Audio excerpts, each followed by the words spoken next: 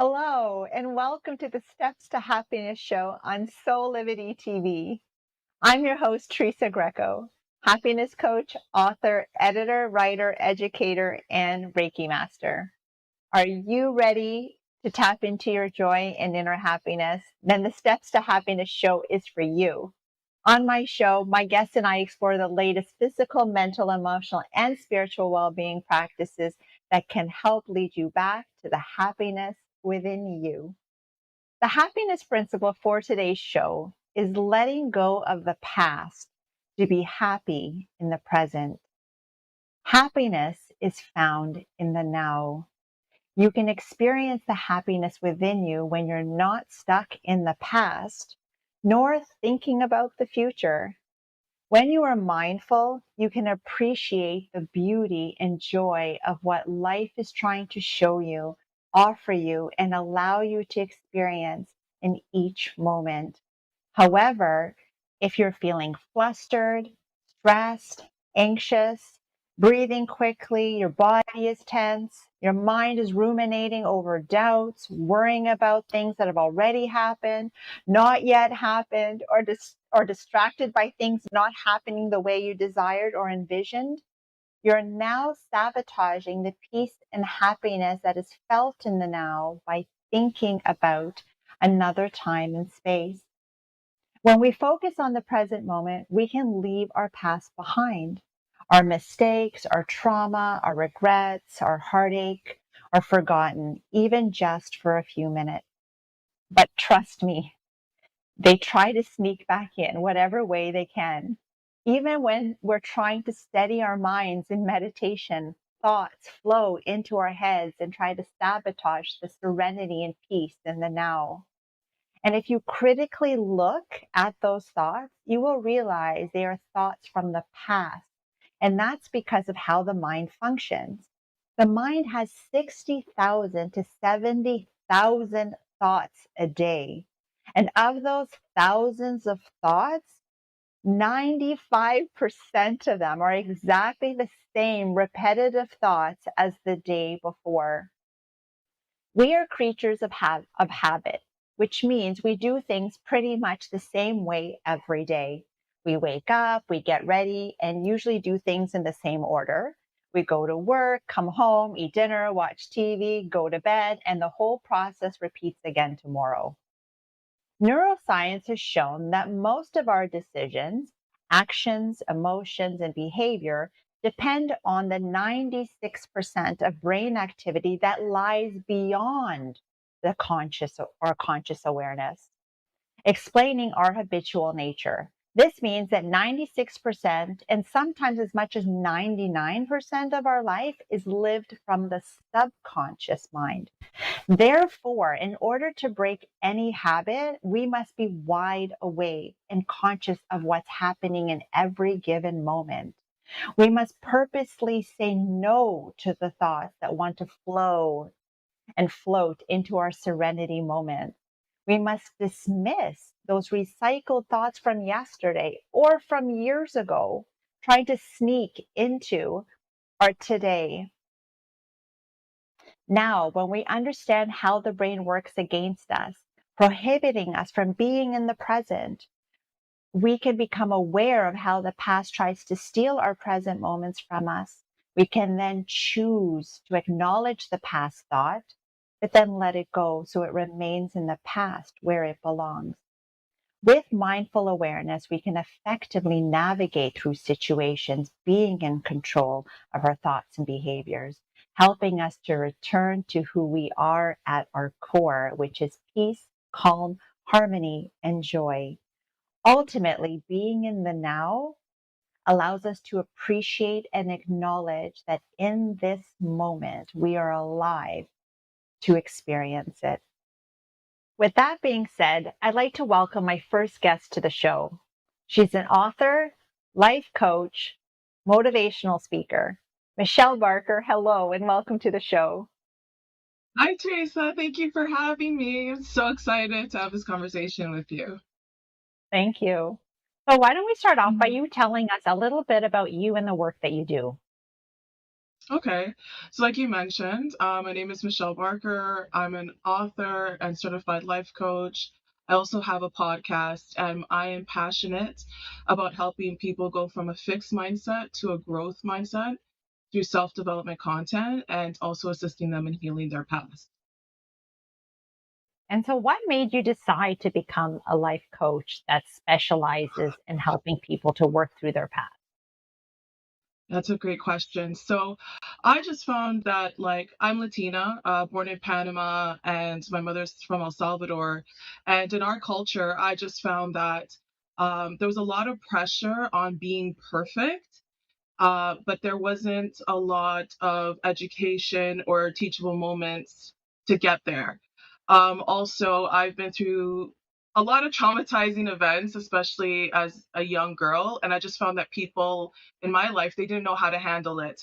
So, as an adult, in my 20s, not to give my age away or anything, but I decided to take my self development and my healing very seriously, and that just sparked in me like I want to help people do this as well. hmm And so, maybe you could tell us a little bit about your own past and why you're now doing the work that you're doing. Yeah, so as a little girl, around 2 years old, I was sexually abused by my babysitter. So that just really started a journey of rebellion in my own life. But the thing about me was that I have no memory of it, but my body stored the trauma in my body. So all I had was a memory from my grandmother talking about it to my aunts in the kitchen as they normally just, did on a Sunday morning. And in writing my book, I remembered the memory, and because I would always tell my partner, I would say, I feel like I was sexually abused, but I have no memory of it. So I always had those conflicting moments, my body telling me one thing, but my mind's not registering it, right?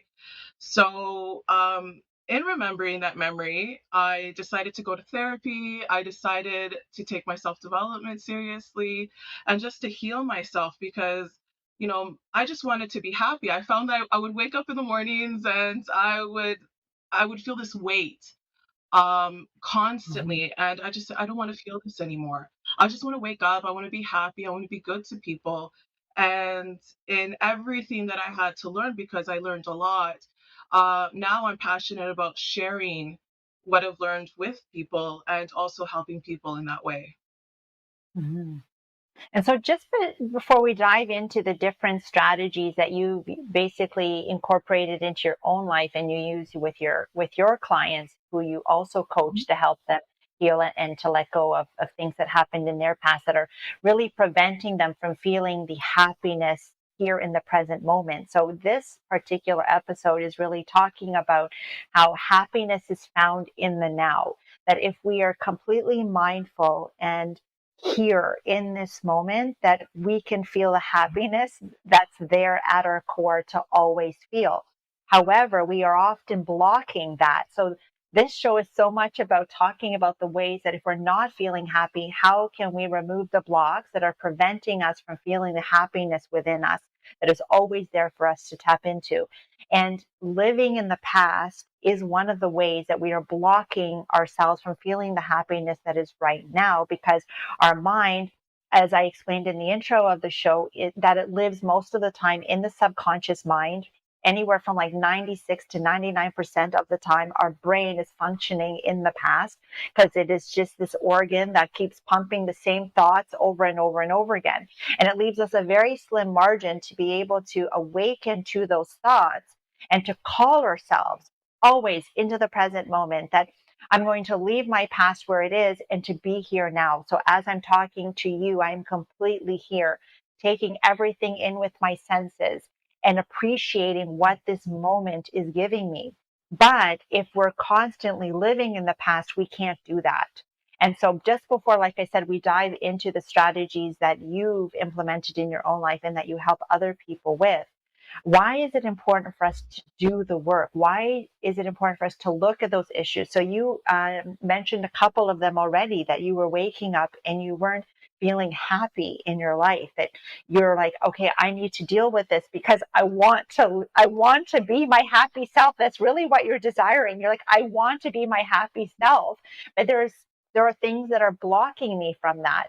So my question again is, why is it important for us to do the work? Is it because of what how we're not feeling happy, and that's is the motivation for us to do it, or is it um, what would you say to that? Yeah, so what I would say is that, everybody goes through painful experiences. Every single person on this Mhm, planet, experiences an element of pain and of trauma. mhm, So, if I were to break my foot, I would go to a hospital and I would fix my leg. I'd let them put a cast on, x-ray it, the mhm. extent. And I find that today in society, it's become very tolerable for people just to walk around Mhm. emotionally wounded, Yeah, I love that. and yeah, and our wounds, it affects us and it affects also the way we treat other people. So and you Mhm, hit it on the nail when you just said, happiness is a very conscious and a very present state of being. So if you are constantly replaying, right, the story mhm, of what happened to you, if you're constantly thinking about it, then you're not being present and you're not being happy because, a negative story about your past mhm, produces um, painful emotions, mhm, right? So our painful emotions, they're serve as indicators to show us that we need to change our stories on the things that have happened to us.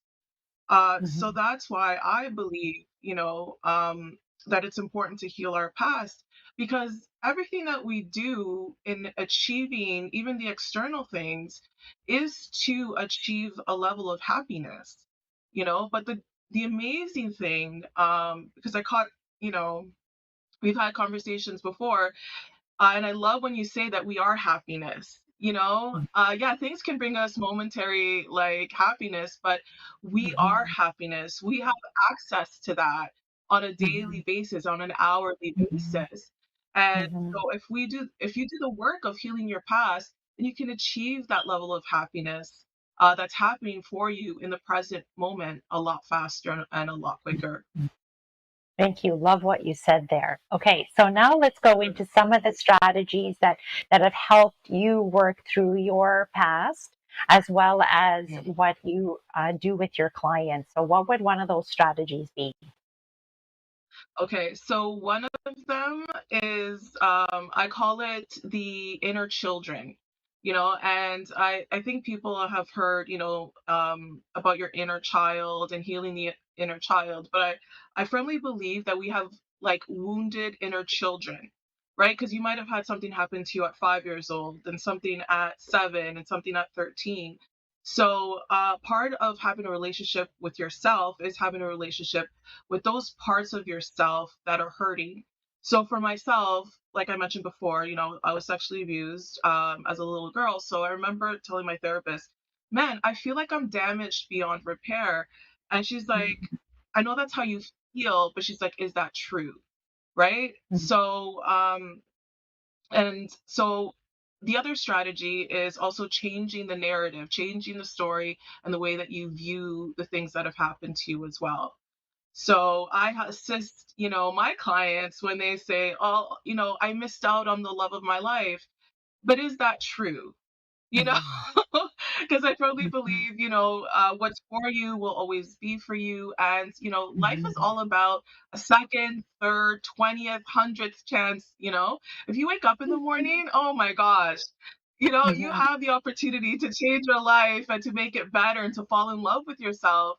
So, mhm, I try to get them excited about themselves and show them how amazing they are just mhm, for existing on this earth because we all have talents, we all have gifts, we all have abilities that are very unique and mhm, very beautiful to each individual. So, mhm, yeah, mhm, we heal the inner child, we mhm, change the narrative, and then we fall in love with mhm. ourselves. Mhm. The second one about rewriting the story, that is key. That many of us play a story of who we think we are in our head. Based on what's happened to us, based on our understanding about the world, we've created this narrative, as you said, about who we are, what we're capable of, who we could even be in this lifetime. And there are limitations built into that, right? That we have adopted those limitations from other people, well-meaning people in a lot of cases, but that told us, oh, you know what, because of where you're born and the family you were born into and where you're living and the color of your skin and your religion and what you're wearing and you're a woman, or what all of these excuses are that set up these limitations to like who we could be and what we could achieve because of all of those things. And they're not true, right? This is all part of the narrative that we play, and we think that we're stuck in it, right? And so that's why it's so important to wake up to the story that we're telling ourselves every day, that we're living according almost like to this code that we've set up, right? It's also that glass ceiling that we've set up and said, okay, based on my circumstances and my understanding of this world, I can only achieve this much in this lifetime. And so that's all we think. But basically what we have to do is take a little chisel to that glass ceiling and go like knock, knock, knock to chisel it away and to break it, because our spiritual selves, we're infinite, right? We're infinite, we're eternal, we are created in the likeness of God. We are part of that creator. We are powerful creators. We have inside of us the power to create worlds. And yet here we are being limited by this little glass ceiling. And so that's why I love the work that you're doing, because we can change that narrative. We can understand that who we really are, that when we connect with our spiritual self, with that self-love inside of us, right? That's always there. When we connect with our spiritual selves, with our superpowers, with our gifts, it's then that we can say, oh, this glass ceiling, like, why did I even think that? Why did I even think that exists? Because it doesn't, because I'm a powerful creator. So this is what we have to recognize, and connecting with our spiritual self allows us to do that. But it involves like healing to be able to do that, right? That we have to maybe correct or work on those relationships within ourselves, as you said, our inner child, that we have to work to to to heal that, even though we are whole, healed, and perfect like all the time, but we may not necessarily feel like that. So that is why it's important for us to work through that. What would you say to any of that based on the work that you're doing? Yeah, because and I completely connect with what you're saying. I do believe that we are whole all the time. We just have to align our stories with that wholeness, Mhm. right? Like, and I we have this saying that, the truth will set you free. And then I take it a step further, and that lies will keep you in a negative state, will keep you in Mhm. bondage. So if you're Mhm. feeling bad about a story, the story then is not aligned with your wholeness, with who you are as a person, with your happiness. Um, so I always tell my clients, God's not mad at you. you know, Mhm. the universe is always Mhm. for you and it's always rooting for you. And you're right, because I didn't necessarily grow up with a lot of empathy, right? So if I made a mistake or if I did something wrong, it was like a hammer that would Mhm. just come down, and then I then internalized that to myself. So through doing the work of like the inner children and talking to my 3-year-old self, which I believe is a part of building that relationship with yourself, right? And telling her how much I love her and how proud I am of her, and developing that. I also It also helped me to develop my gifts more, right? I never thought, I didn't grow up thinking, oh, one day I'm going to be a life coach, or one day I'm going to want to empower women. That wasn't, my dream. But through healing my wounds, it Mhm. became clear what my purpose on this earth is. So, I just want people to wake up happy, because that's how you beat the people, in my opinion, that's how you beat people that have hurt you, by being as happy and as successfully yourself as you can be. That is the best revenge, in my opinion. Yes. Yes, yes, it is. And now just back to the self-love work, why it's so important for us not to suffer alone, right? Now we've been Right. telling ourselves these negative things about ourselves. For me, I wasn't pretty enough, I wasn't skinny enough, I wasn't athletic enough, I wasn't enough of a lot of different things. And they were words that I said to myself on repeat. Every time I woke up, every time I looked in the mirror, it was this negative Nelly, this negative narrative that I continuously told myself that were all lies, as you said, they're all lies. And so it's important for us to recognize that what we're saying. But if we can't, that is why working with a coach or a therapist or a doctor or whoever you feel maybe that you're resonating to work with that particular person, whatever it is. I know for me, the universe has very carefully brought different practitioners and methodologies and strategies along for my own healing. And I was just like, yes, yes, you're bringing this person to me. Yes, whatever it is I'm supposed to work through, let them help me to do it, because I know that doing the work is going to bring me to a better place. But what you said, what I really loved, is that you're able to see something inside them that they can't see in themselves. That when we've been telling ourselves this narrative, we need to change this, right? Whether it be through positive affirmations, whether it be through, working with a coach where you are awakening them to these things that they're saying by, is that even true? Why do you believe that?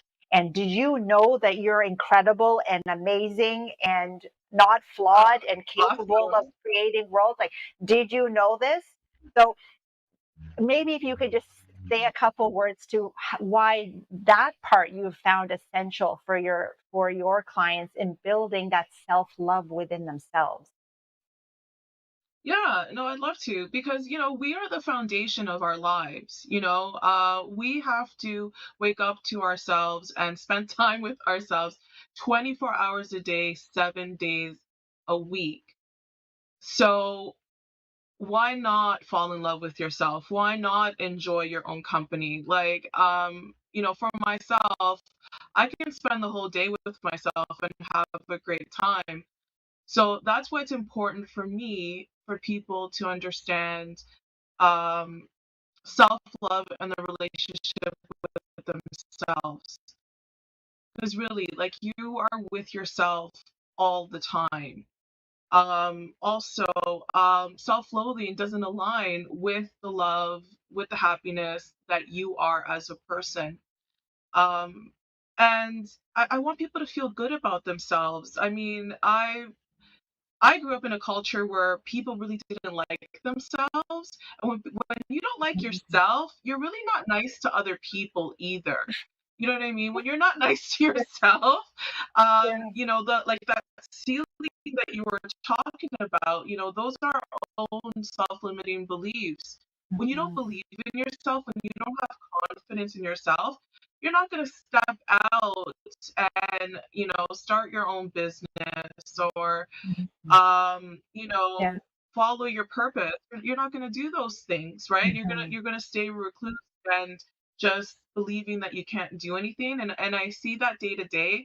And for some reason, that just bothers me. I'm like, we need good people to be entrepreneurs, to Mhm. start their own businesses, to be good bosses. Also, loving yourself, Mhm. it'll maximize you as a mother, as a father. There's Mhm. such tangible benefits in Mhm. falling in love with yourself, because you will treat people the way that you treat yourself, whether you Mhm. noticed it or not. And I didn't notice that. Believe me, Teresa, I did not notice that. I used to think I was perfect, until, I started actually digging deep into myself and looking at the Mhm. things that I needed to change. And I wasn't the nice person that I thought I was by any Mhm. means. So Mhm. that's why it's important to me. Yes, I totally agree. And that because when we embody the love that we are, that's all we exude and that's all we see and that's all we want for everybody else. So really, that would end world like war if we all embodied the love that we are. That's all that we would be radiating out is love. And so, of course, you couldn't hate on anybody. You couldn't hurt anybody. You would only wish love and prosperity Yes. and abundance and health and all the good things for others because you're embodying that yourself. So I love what you just said. Now, Michelle, if people want to Yeah. connect with you after the show, how can they do that? Yeah, so they can connect with me on Instagram. So it's Michelle.Barker, and it's Michelle spelled the Latina way. So it's Michell. My website's also michellebarker.com.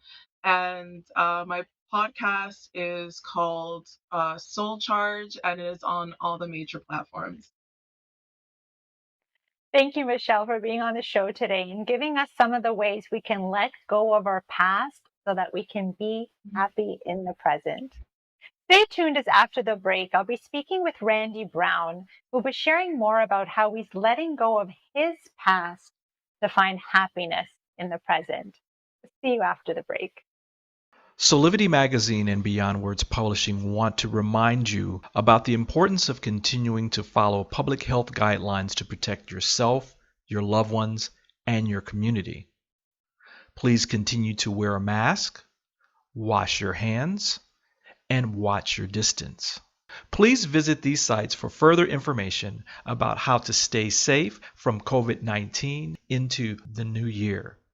Remember, love protects us. Welcome back to the Steps to Happiness show with Teresa Greco. I'm excited to introduce my next guest. He's known as the comeback coach. Randy Brown, hello, and welcome to the show. Hi, Teresa. Thank you so much. I've been really looking forward to having this time with you and talking about some pretty important things. Thank you. Thank you so much. Now, the happiness principle for today's show is letting go of the past so that we can be happy in the present.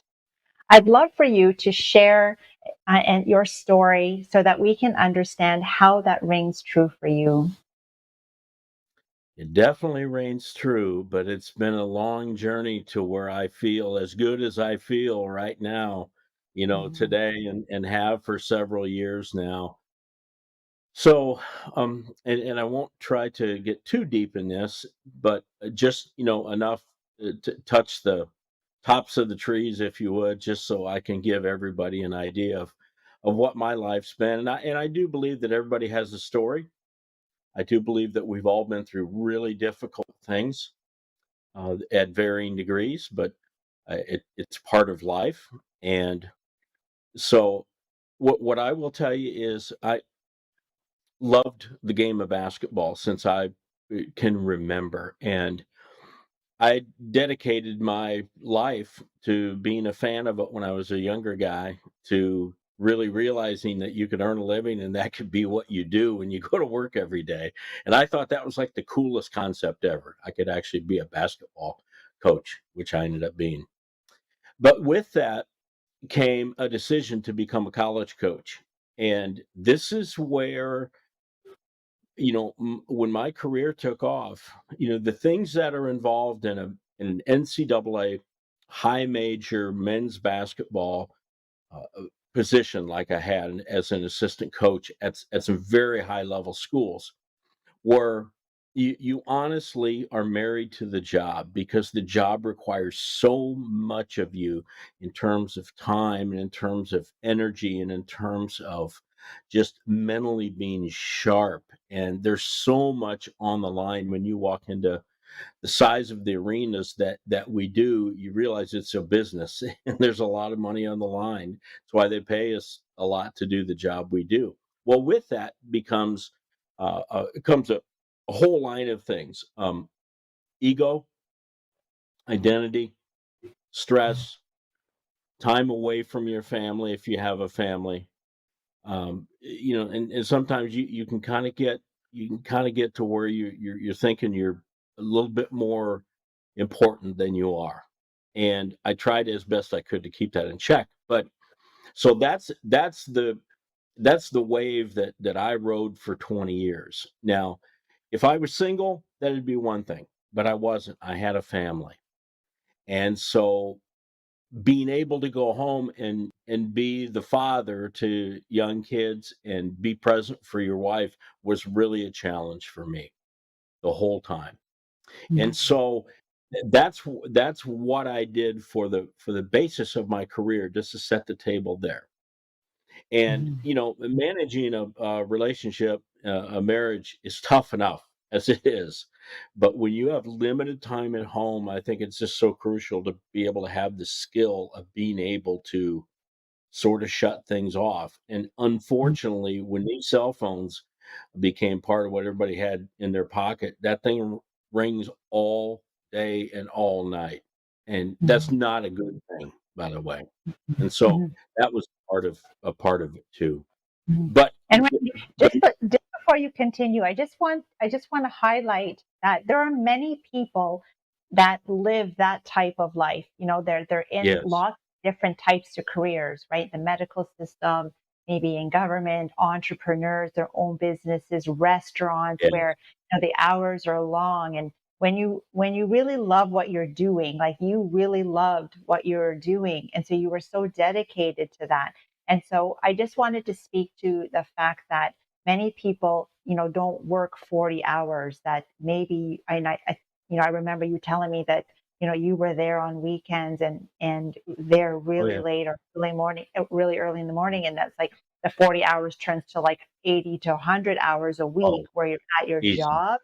And so yeah, I just wanted to highlight that because, you were just doing that in coaching and in sports, but that happens in a lot of other people, like other people, their it, careers in other spaces. So please it continue. sure does. Yes, it Mhm. sure does. So now let's then add my family to this. So we my wife and I had, and I'm no longer married, by the way. I was that's sort of at the end of this, but I'll just throw that in. So I've been on my own, been single for last 6 years. But when we started to raise a family, it was awesome. I mean, your first child arrives, and then your second child, and we are along with the hours and the things that I mentioned, Teresa, are the fact that you move a lot.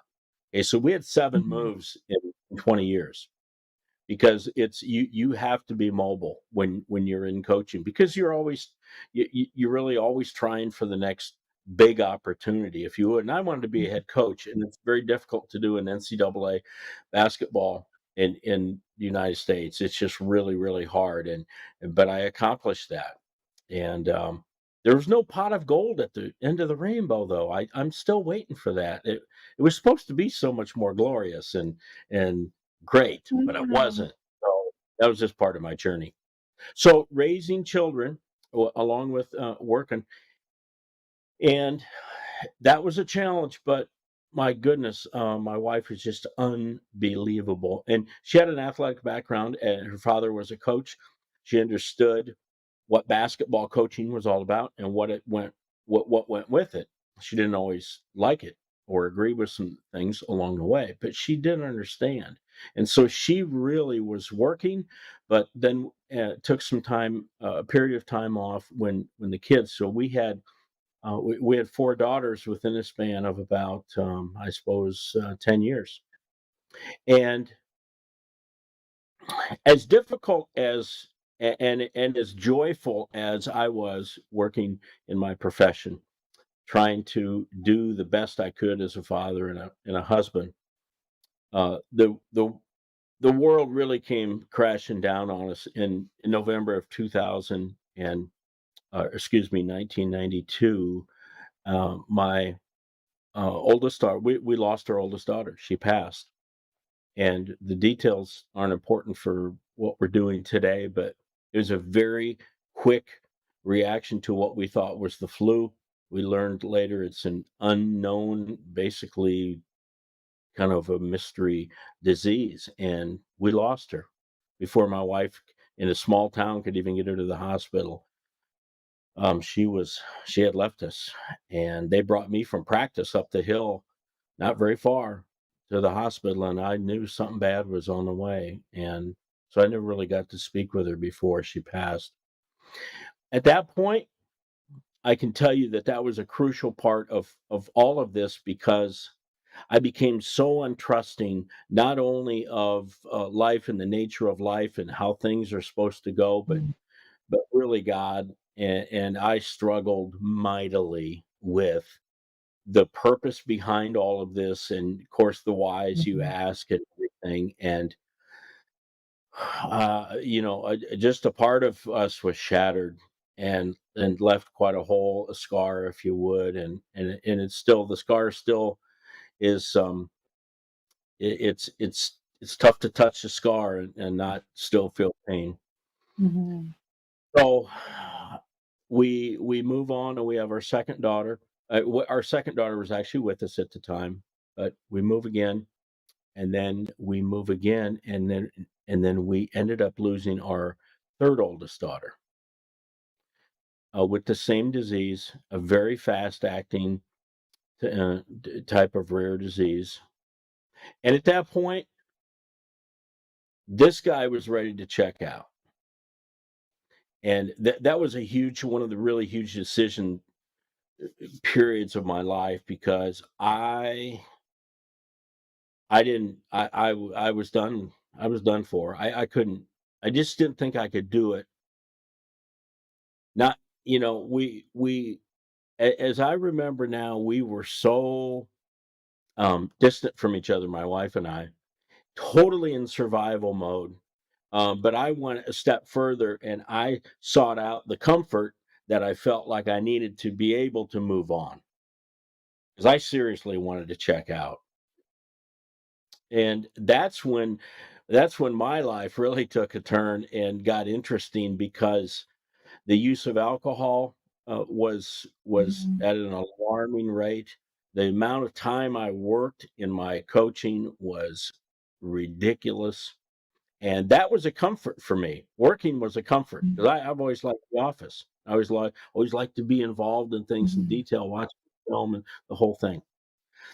The third part of the whole comfort situation, was that I accessed a computer at the time at home, which was kind of a new thing in 1997, and I began to access pornography, adult pornography, on the internet. And I was actually, it was a time where I just was looking for anything that um, would allow me, I guess, to feel good, to have comfort, to be able to escape the realities of what had happened in our lives so far, Mhm. temporarily. I knew it was always going to come back. And as we know, addictions, or looking for ways to escape or comfort, Mhm. come in a million different, right, Mhm. ways. And those are Mhm. just the ones that I chose.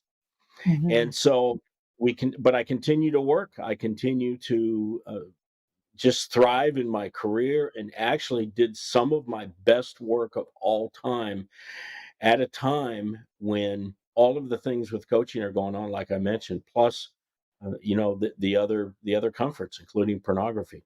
And Mhm. so our third daughter, our second oldest daughter, had was hospitalized about the age of 4. The other two were 4 also, and she miraculously made it through. She had the same rare disease, same everything, and was in really, really bad shape. And I honestly, if you would ask me, I would have bet that we were going to lose her. And somehow she pulled through. And so we're looking at having 4 girls and maybe just having one left, Jane, our youngest. But Claire is an absolute warrior.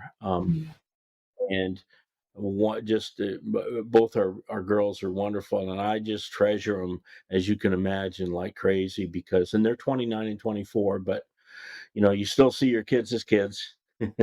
and and they're awesome. They're an awesome part of my life. At this time, I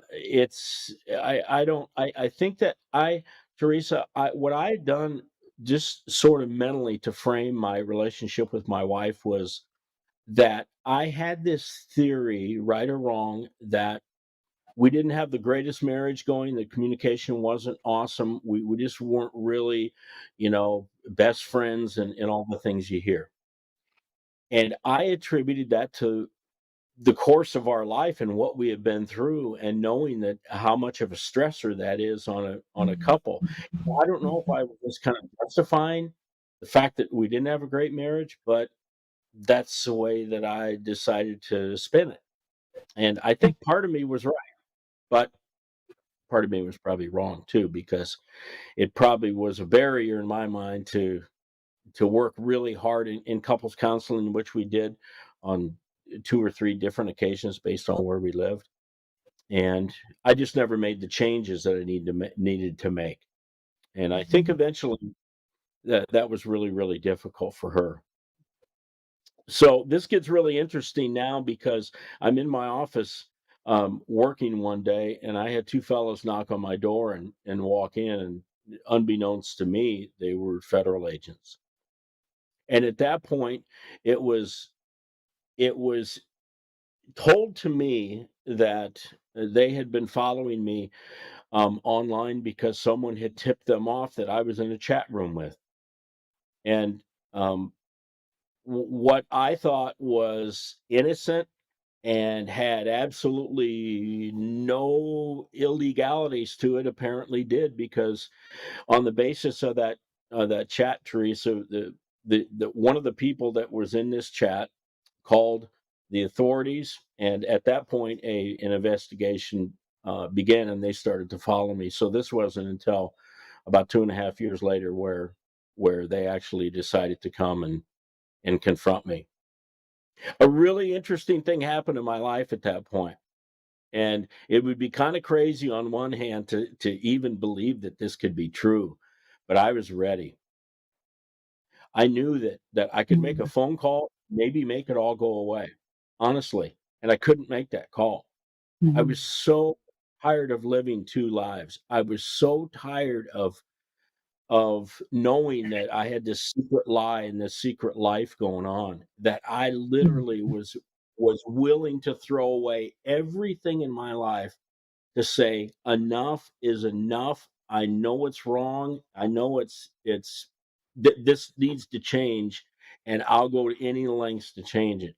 And boy, I did, because these were federal agents that were at my door. And from there, my life changed. And about a year later, after some pre-trial stuff, I was sentenced to 2 years in medium security federal prison in North Carolina. And at that point, I knew my life was going to change a bunch. But what happened over the next 2 years, I mean, a guy can actually smile about being in federal prison for 2 years because of the things that I came to grips with. And I won't go into detail, but I was in a treatment program when I went to prison, within the prison, which is one of God's greatest gifts that I've ever been a part of. How that ever happened, I don't know. But I was put in a place where I could actually, within that razor wire, I could actually get right. And they tell you when you walk in, you have to make a decision. You're either going to become a better criminal or a better person. And that was a no-brainer to me. And so I did.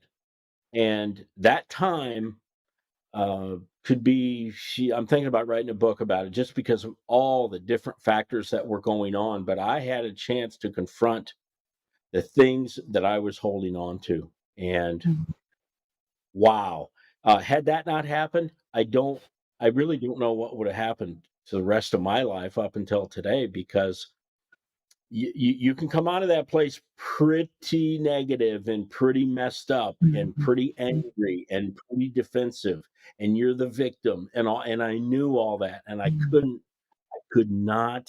There's no way, because I really had to do a lot of work with my family and my marriage, and I knew I had to be my best in order to do that. So I returned home. I had to recreate myself, because I was no longer that coach. I was no longer that guy. I was different, and some people saw me completely different, and that's something I'm still working on today. to be honest Mhm. with you, both internally and externally. Mhm. And so I recreated myself, and what I did is I decided to take all of my experiences, Teresa, as a coach and as someone who knew how to leverage other people to get what you wanted. Some people call it networking. I see it differently, but it's a powerful, powerful skill that we all need to have. And I took that and I created my own business, mentoring business, to where I could work with young coaches who wanted to become college coaches, and take Mhm. all of my skills and my knowledge and all those years and put it to use. And I wanted to get back to my profession, and I wanted to have an effect on young coaches who wanted to do the same thing that I so blessed to be able to do. That 8-year-old kid that was at a high school basketball practice and realized that this could be a part of my life. And so that has been a joy. I've helped over about 130 young coaches get into become college coaches, and we have eight of our my former mentees that are in the NBA right now, and I continue to do that on a daily basis. And it's one of the absolute most fascinating, fulfilling things I could ever imagine myself being Mhm. involved in. Mhm. Um, Mhm. and I do some other things. I obviously I speak, and I love it. And my story is a big part of what I speak about. But the comeback, is what that we'll talk about is really kind of the crux of what I do like to talk about. And I've written a book, and I have two more that are begging to be written, and I enjoy that too. And I've met, just an awesome person like you in this whole process of, working on my business and speaking and things like that, which has been awesome. Mhm. Um, and then last thing I'll say is there is a therapeutic element of just being able to do what I just spent the last how many ever minutes doing, 10 or 15 minutes explaining this to you. Mhm. It's I can I I'm lighter than I was when I sat Mhm. down. Yeah. It's Yes. so awesome to because it's not natural to talk about things that you probably don't Mhm. want to talk about, or you're conflicted with, or you're Mhm. embarrassed by, but I'm way beyond that. Mhm. Because I Mhm. think we have to own the championships, and we have to own the Mhm. the worst places that we've been, and the worst places that we maybe Mhm. have done, and the choices that we've made. I think they come Mhm. together because I'm not half of a person, right? I'm a full person, and Mhm. that encompasses. So that's how I certainly try to be. Randy, well, when I, heard your story, it was one that I definitely wanted to have as part of the show because what you have lived through and to be here standing after all of those challenges and hardships that might have crushed a lot of people. Like it just went from, one terrible to the next terrible, which I'm like, I don't know which was the most terrible because they were Yeah, all really, really difficult. And to see you here standing when a lot of people would have been crushed by it and having the courage and vulnerability to share it with the world is is so inspiring, and your strength and courage that you have to be able to openly share and be here with us. It's that you managed to find inside of you what you needed. That our soul, when it comes down here to have this human experience, it's here to learn, grow, and expand. How our it soul is. is going to orchestrate this this human experience is unbeknownst to us when we're born, right? So basically, the soul is like, you're going to come down to earth and you're going to learn these things, right? So it's Right. all about the learning. It's not so much about the experience that provided the learning. Is that if we Right. need to get to that learning so that we can, as I see you, you're smiling, that the work Mhm. that you've done, that you've been able to get to the other side now and know that all of the things that you needed to go through, where it brought you to where you are today and the person you are today and what you know about yourself today. And that if we can know that we always have inside of us what it takes to get through it, this is what a lot of people don't know that when you are encountering a situation, you have what it takes to get through it. Absolutely.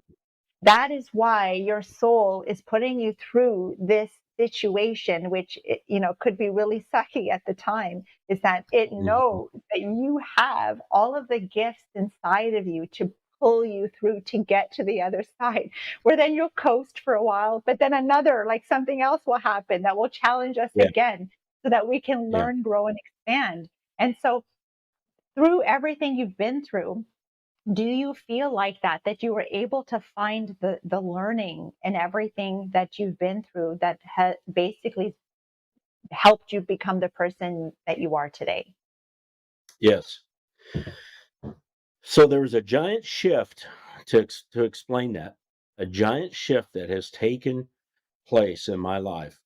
And I couldn't probably even like 5 years ago told you this or really seen it as clear as I see it. Because at one time, the question I always had for my maker and just other people was, why is it that I was handed this deck of cards that had all of these tragedies and adversity in it? Why was I the one instead of my neighbor or the guy driving by me on the road? Why was it me?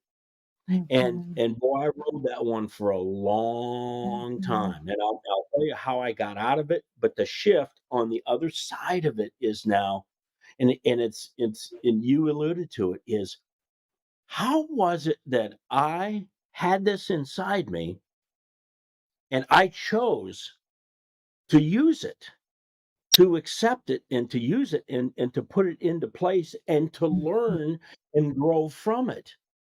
Because mhm, we've all had adversity. You can't knock on a door in this mhm, world and not have somebody that will come to the door and say, "Yeah, we've had some things. Yeah, we've had a lot of stuff." Okay, mhm. but there are suicides. There are people who just give up. There are people who never leave their house because they're either Yes. embarrassed, they're just tired of dealing with it. They're they just want to be done with it.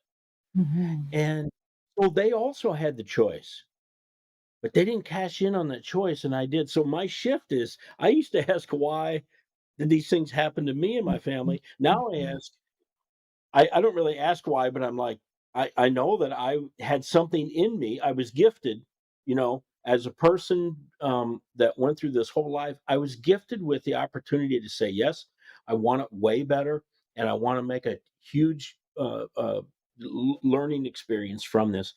And so mhm. I got lucky because I was given that, and plus, then I was good for me that was able to say yes and say, I don't want to wallow in this crap. I got a Mhm, lot of years ahead of me. I got a lot of, and hopefully I can leave some of this for somebody when I'm not here, that's mhm, going through it. Because really deep down, what I wanted to do when I wrote my book, Rebound Forward, is to share the story and then share how exactly what we're talking about.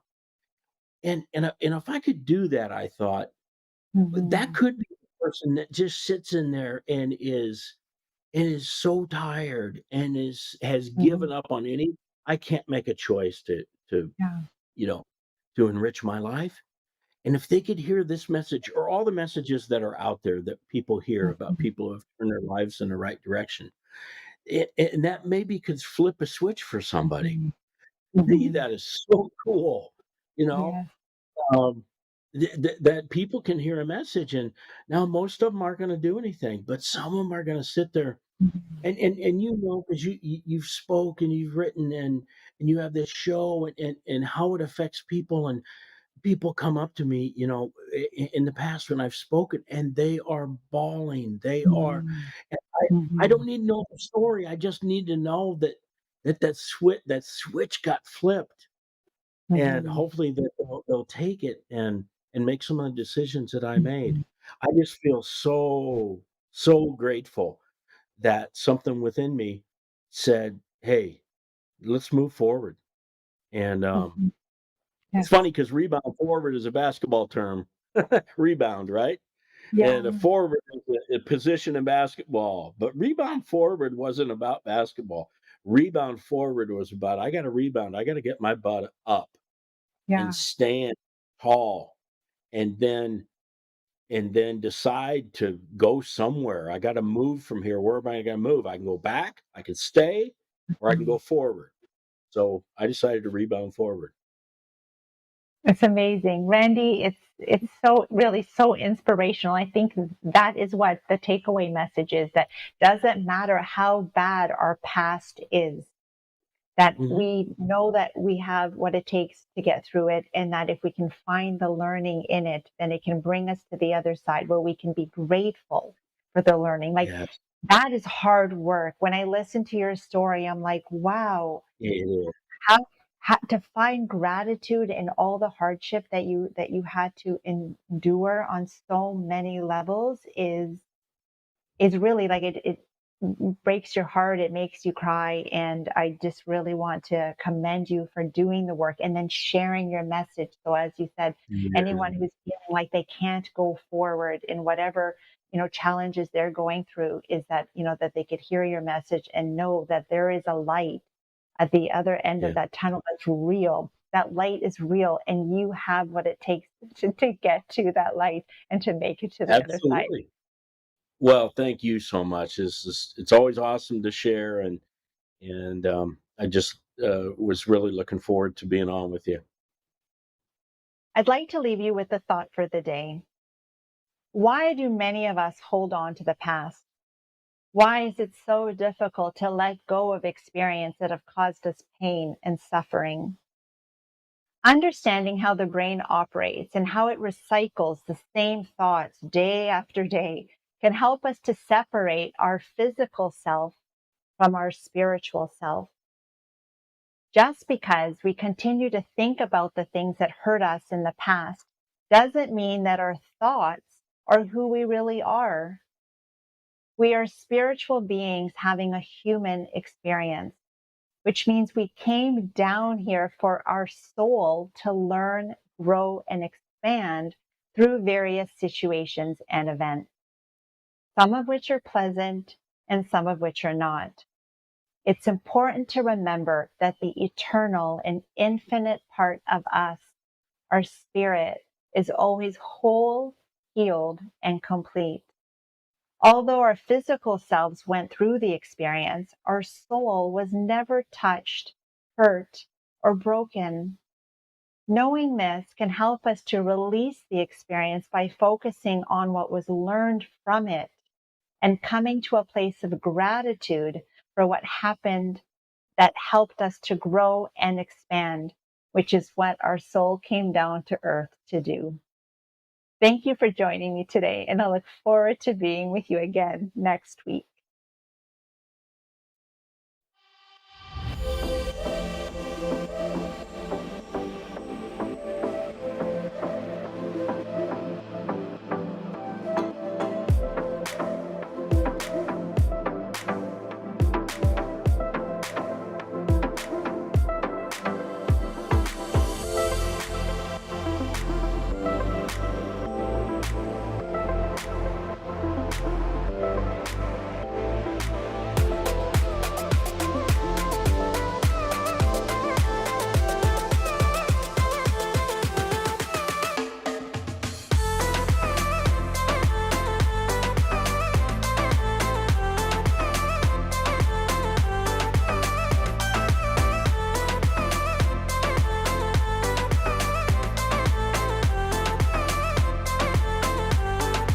To connect with Teresa Greco after the show for coaching, workshops, and speaking engagements, you can visit her website at teresagreco.ca or by email at stepstotruehappiness@gmail.com, or follow her on Instagram at Teresa Greco_steps to happiness, or on Facebook at Steps to True Happiness with Teresa Greco.